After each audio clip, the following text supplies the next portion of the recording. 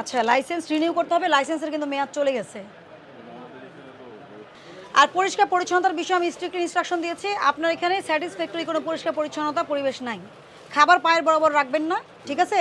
আর সবাইকে গ্লাভস দিবেন, shower cap দিবেন। বলে যে ডিসি পড়ে নাই, আপনার কর্মচারী কীভাবে চলবে এটা আপনাকেই বাধ্য করতে হবে। আপনাকে শেখানোর জন্য সচেতন করাটাই আমাদের মূল উদ্দেশ্য। আমি সতর্কতামূলক 50,000 টাকা জরিমানা আরোপ করলাম, এই একটা ধারায় অর্ধেক জরিমানা করলাম 43 ধারায়, আর বাকিগুলো আপনারা ঠিক করে ফেলবেন আজকেই। আমি 1 সপ্তাহ পরে আবার কেরানীগঞ্জে আসলে আমি নিজে ভিজিট করে যাব, পুলিশ নিয়ে আসি বা না আসি, আমি দেখব যে আপনারা ইমপ্রুভ করেছেন কিনা। আমি বোঝাতে পারছি আপনাকে? এই যে এটা কি, এই যে পোকা দেখেন, আপনি যে দেখেন, আপনি যেহেতু কাজ করতেছেন এটা আপনার দেখা জরুরি। আমার কথায় আপনি যদি শিখেন, পরিবর্তন হন, শাস্তি তো জরিমানা পরের বিষয়, আগে শিখেন, আগে নিজেকে শুধরান।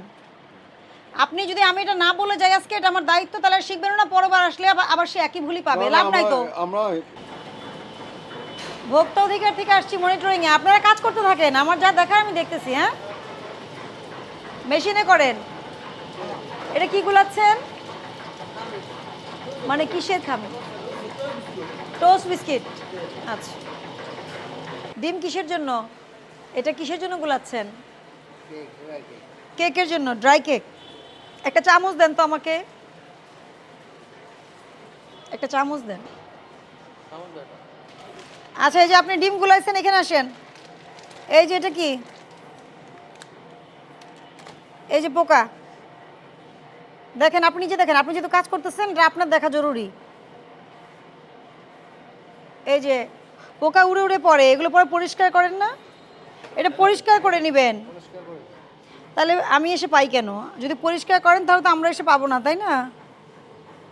আর এই যে ডিমের খোসা পড়ে থাকলে, খোসাগুলো তো পরে আপনার যে অনেক সময় আমরা পাউরুটি কিনি, বিস্কিট কিনি, ওগুলো কামড়ে পড়ে, বুঝছেন? এই যে খোসা।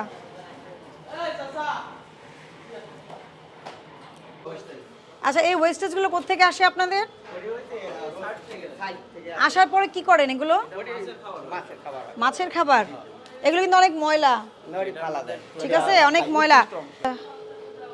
মে মাসের 24 আর 26 পর্যন্ত ডেট আছে। বেরি, ওকে, এটা মালয়েশিয়ার। হ্যাঁ, আচ্ছা, মালয়েশিয়ার। এভাবে রাখলে এগুলো পরে ব্যবহার করতে পারবেন না, দলা পেকে যাবে, মানে দলা পেকে যাবে, নষ্ট হয়ে যাবে। এভাবে রাখা যাবে না। ওই জায়গায় রাখছেন কেন, ওই নিচে কেন? এগুলো বয়েমে রাখেন, বয়েমে প্যাকেটে রাখেন, প্যাকেটের মুখটা কস্টেপ দিয়ে এয়ার টাইট করে রাখতে হবে, তাই না? এগুলো কি জিনিস? তেলের কালারটা এরকম কেন? এটা কি তেল? হ্যাঁ, আপনি উঠান একটু। কে উঠাবে এটা? আপনি না, ওই যে কর্মচারীকে বলেন এটা উঠাইতে বলেন। হ্যাঁ, বোতলটা একটু উঠান, আমি একটু দেখি। হ্যাঁ, ওটা উঠান, লাইট দাও তো। এগুলো কি তেল? এটা হচ্ছে আপনার তেল, সয়াবিন তেল। সয়াবিন তেল তো কখনোই না। আপনি সয়াবিন বললে তো হবে না। একটু নাড়া দেন তো, নাড়া দেন একটু। পাম অয়েল, এগুলো ওয়েস্টেজ না কখনোই, এগুলি ওয়েস্টেজ। আচ্ছা, আমার কথা শুনেন, ওগুলো তো আপনি প্যাকেট কেটে আপনি প্যাকেট করবেন, তাই না? ওগুলো কাটতেছেন তো আপনি কি দেয়ালের সাথে লাগিয়ে রাখবেন খাবার? খাবার কি দেয়ালের সাথে লাগিয়ে রাখবেন? তাহলে আপনি যদি মনে করেন আপনার জায়গা কম, তাহলে ওখানে একটা এরকম একটা অংশ দিয়ে নেন, যাতে দেয়ালের সাথে খাবারটা না লাগে। এটা তো কোনো পরিষ্কার না। পরিষ্কার হলো? আপনার দেয়ালটা কি পরিষ্কার? না না, ওই বক্সের মধ্যে কি এটা? এটা দেখেন আমাকে, কি এই বক্সে? এটা দুধ, আর এটা হলো ইয়া, আনেন। এটা হলো কি এটা? ইয়া জেল, কেক জেল। এটা ফাঁকা তো, কিছু নাই তো এটার ভিতরে। হ্যাঁ, তাহলে ফাঁকা কোটার তো কোনো প্রয়োজন নাই, ফেলে দেন। কাজ করে রাখছে এই জায়গায়। এগুলো কোথায় রাখেন? আপনাদের স্টোর রুম কোনটা? না, এটা তো পলিথিন কখনোই না। আপনি কোকো পাউডার এখানে রাখছেন, এই যে দেখছেন। এগুলো করলে হবে? এত নোংরা জায়গায় যদি রাখেন, যেভাবে রাখেন, আমি বলি না না, আপনি বাইন্ধা রাখছেন কেন? আপনার কি জায়গার অভাব? পেপারের কি কাজ এখানে? হ্যাঁ, কেকের নিচে পেপার এর নিচে না, ওই টোস্ট মুছে কেন? টোস্টের নিচে পেপার কিভাবে দিবেন আপনি? এর নিচে না, এটা দেখি, এটা মুছে না। এগুলো কি বলেন তো? এই যে দেখেন, এই যে এই যে ম্যানেজার সাহেব, এগুলো কি? ম্যাডাম, এগুলো বাতিল জিনিস। বাতিল হলে ফেলে দিবেন। যত পরিষ্কার রাখবেন আপনার নিজের জন্য ভালো। এই গার্বেজ জমায় কোনো লাভ আছে? পেপার আপনি খাবার ইউজ করতে পারবেন না। এটার মধ্যে কি এগুলো তিল তিল এটা কি ধুয়ে ইউজ করে নাকি এমনি সরাসরি ইউজ করে? এটা আমরা ধুই আর কি। হ্যাঁ, এটার ভিতরে তো দড়ি, ওই যে বস্তার দড়ি টড়ি মিলিয়ে আছে তো, এগুলো তো এগুলো তো কি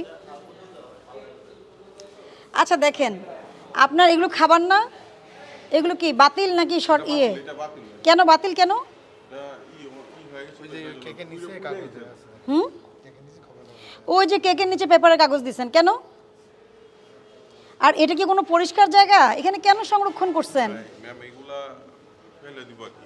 মানে এটা কেন রাখছেন এখানে আমি বুঝিনি। ফেলে দিবেন কেন? ওইটা নষ্ট হয়ে গেছে। পুড়ে কোনটা? গেছে তো, এইটা পুড়ে গেছে, এটা তো ভালো আছে। এই যে এটা ভালো আছে, পুড়ে গেছে। ওটা কি পুড়ে গেছে না চকলেট কেক? এটা না না এগুলো- সঠিকভাবে বলেন, এগুলো নষ্ট হয়ে গেছে। কবে নষ্ট হয়েছে এগুলো? কবে? কালকে রাত্রে নষ্ট হয়ে গেছে। আপনি এইভাবে তো কোনোটাই সংরক্ষণ করবেন না, আপনার জায়গায় নোংরা হবে। এটা কি জিনিস? এটা বেকিং পাউডার। বেকিং পাউডারের প্যাকেট দেখাতে হবে। আপনি বেকিং পাউডার বললে তো হবে না। এটা বেকিং পাউডার আপনি বললে তো হবে না। এটা কি ক্যান্ডি লজেন্সের প্যাকেটে, তাই না? বেকিং পাউডারের প্যাকেট আছে, সেই প্যাকেটের আমাকে প্যাকেট দেখাইতে হবে। তো আমি কি, আপনি এখন ধরেন এটা কি, এটা আপনি আর আমি তো বুঝে এভাবে বোঝার সুযোগ নাই আছে? আচ্ছা রাখেন আমি। প্যাকেট দেখলে সুযোগ আছে। করবেন। এই যে দেখেন ময়লা, এই যে দেখেন, আপনি নিজেই দেখেন, একটা থেকে একটাই পরে দেখেন আপনি। এটাকে এক্সপেক্টেড বলেন?